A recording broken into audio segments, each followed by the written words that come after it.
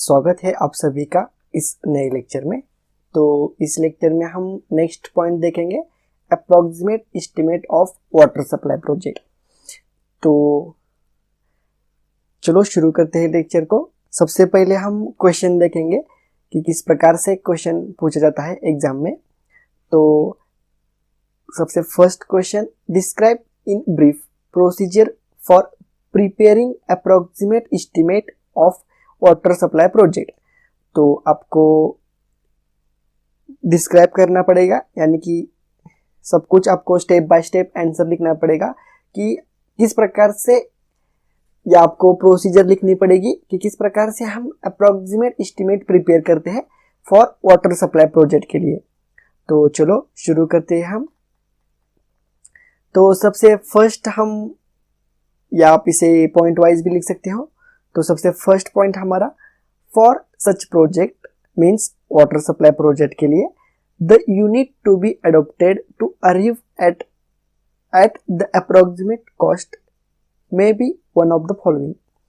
तो यहाँ पर फॉलोइंग मीन्स टू मेथड दिए है यहाँ पर। सबसे first one, area serve by the project, और second one, population serve by the project. तो इन टू मेथड में से किसी भी एक मेथड का यूज करके हम अप्रोक्सीमेट एस्टिमेट प्रिपेयर कर सकते हैं, यानी कि हम अप्रोक्सीमेट एस्टिमेट बना सकते हैं फॉर वाटर सप्लाई प्रोजेक्ट के लिए। तो सबसे फर्स्ट मेथड मैं आपको एक्सप्लेन करता हूँ। In this method, first method कौन सी है हमारी, area served by the project means उस प्रोजेक्ट के अंडर कितना एरिया आ जाएगा। जैसे हमने कैनल में देखा था ना, approximate estimate of irrigation canal के लिए, सेम उसी प्रकार से वाटर सप्लाई प्रोजेक्ट के लिए भी। In this case the total area covered by the project is worked out in hectares और in square kilometre. Then to prepare approximate estimate, the project area in hectares or square kilometer is multiplied by the existing rate of similar project per hectares or square kilometers। समझ में आ गया ये क्या कहा मैंने अभी? तो मान लेते हैं ये वाटर सप्लाई का प्रोजेक्ट है हमारा, ये पाइपलाइन है वाटर सप्लाई की, और ये जो प्रोजेक्ट है ये इतना एरिया कवर कर रहा है। तो ये एरिया हम सबसे पहले निकालेंगे, चाहे आप हेक्टर में निकालो या स्क्वायर किलोमीटर में निकालो ये एरिया।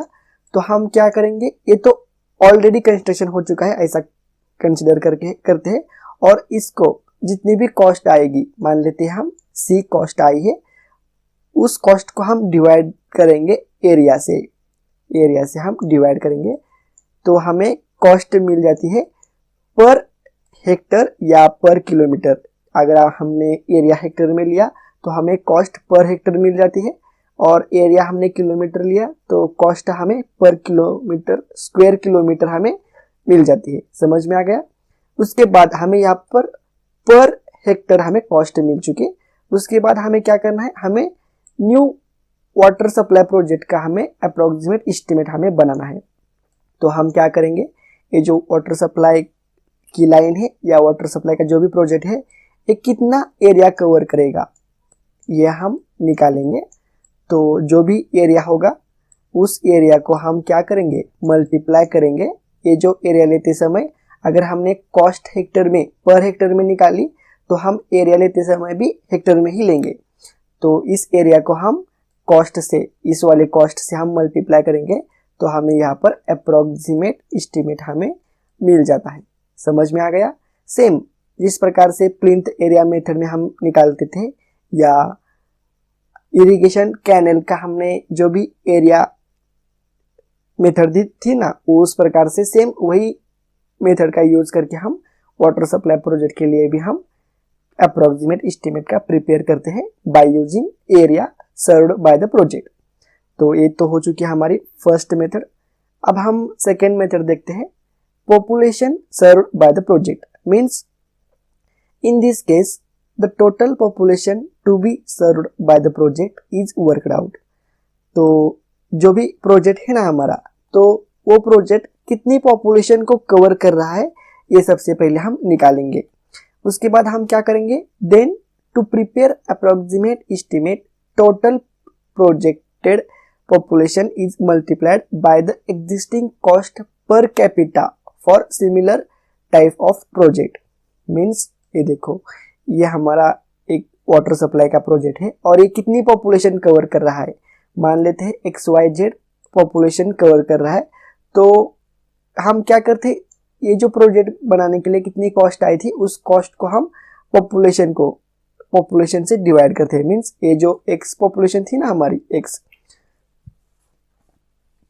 तो कॉस्ट को हम पॉपुलेशन से डिवाइड करते हैं, तो हमें पर कैपिटा या पॉपुलेशन मीन्स या पर कैपिटा ही ऐसा ही कंसीडर करो, पर कैपिटा हमें कॉस्ट निकल कर आ जाती है। उसके बाद हमें क्या करना है, जो भी न्यू वाटर सप्लाई का प्रोजेक्ट है तो वो कितना पॉपुलेशन कवर कर रहा है, मीन्स वो कितना